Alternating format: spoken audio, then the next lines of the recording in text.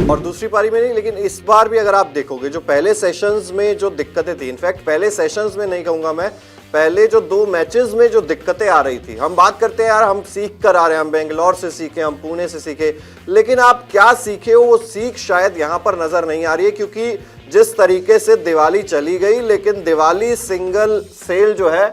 Singles वाली cell जो है वो अभी भी चल रही है। ऐसा लग रहा है कि वो सेल जो है खत्म नहीं हुई, वो पुणे में भी चल रही थी, बेंगलोर में भी चल रही थी और यहाँ पर भी चल रही थी। और संतोष मौर्य जी भी यही कह रहे हैं कमेंट सेक्शन में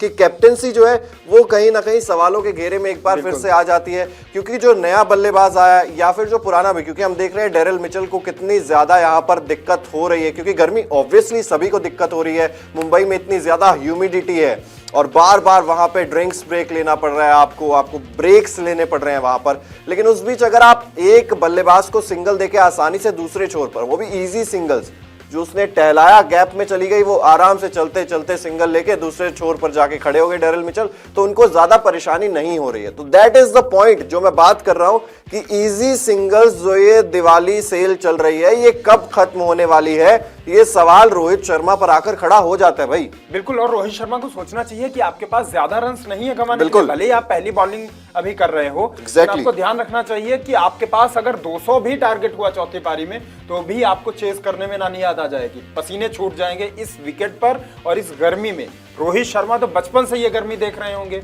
हमेशा वो मुंबई में खेले, यहाँ पर न्यूजीलैंड के खिलाड़ियों के लिए थोड़ा नया था, क्योंकि इस मौसम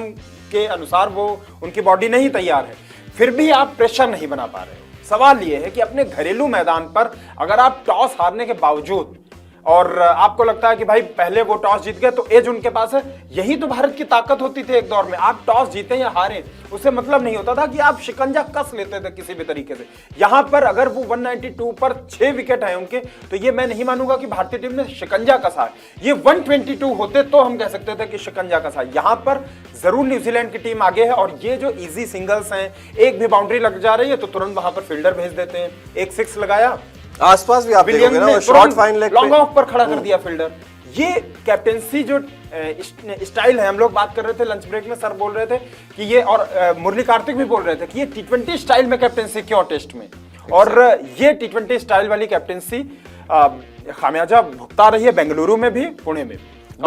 और इस दौरान जब ये वाला सेशन देख रहे थे आदर्श, हम एक लंबा स्पेल हमने देखा कि रविंद्र जडेजा और रविचंद्रन अश्विन वो कंटिन्यू गेंदबाजी कर ही रहे थे, लेकिन हम देख रहे हैं कि रविचंद्रन अश्विन उतने ज्यादा इफेक्टिव अभी तक दिखाई नहीं दिए हैं। हालांकि कुछ बॉल्स उनकी बहुत ज्यादा टर्न हुई, कुछ अपील्स हुई,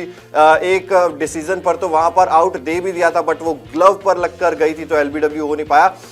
प्रॉब्लम्स हो रही हैं अश्विन को खेलने में, लेकिन ऐसा नहीं है कि अश्विन वहां पर ऐसा प्रतीत हो रहा हो कि बहुत जल्दी विकेट आपको चटका कर दे देंगे। लेकिन उस दौरान जो आपने वॉशिंगटन सुंदर को एक बहुत लंबा ब्रेक देकर रखा, मेरे हिसाब से जो बॉलिंग में आपको रोटेशंस करने हैं वो भी कहीं ना कहीं उतने ज्यादा अप टू द मार्क अभी तक दिखाई नहीं दिए। लास्ट में आप आए, आपने लास्ट में जाते जाते वॉशी सुंदर को एक ओवर दे दिया, तो कहीं ना कहीं वो थोड़ा सा जो है रिएक्टिव कैप्टेंसी भी हम कह रहे थे कि आप जो आसपास भी फील्डर्स हैं, अगर दूसरी स्लिप पे कैच गई तो आपने दूसरी स्लिप पे लगा दिया, इधर शॉर्ट फाइन लेग पे गई तो आपने शॉर्ट फाइन लेग पर लगा दिया। और शायद 13 ओवर किए हैं सुंदर ने, उसमें से 10 या 11 ओवर उन्होंने लगातार किए थे, उसके बाद आप उन्हें लेकर नहीं आए। सोचिए 11 ओवर लगातार करवा दिए आपने उनसे।